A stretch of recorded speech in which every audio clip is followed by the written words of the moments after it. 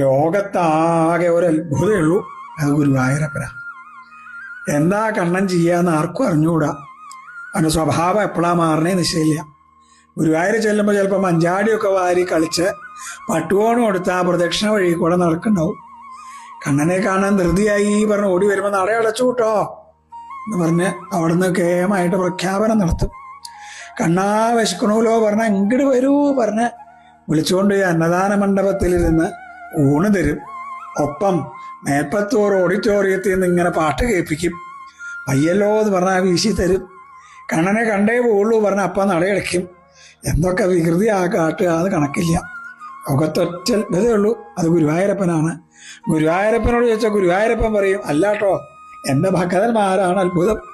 എന്ത് സങ്കടം വന്നാലും ഒന്നും സാരമില്ല, എൻ്റെ കണ്ണനുണ്ടല്ലോ പറയില്ലേ. ഇതിലും വലിയ അത്ഭുതമുണ്ടോ എന്ന് ഗുരുവായൂരപ്പൻ. കണ്ണൻ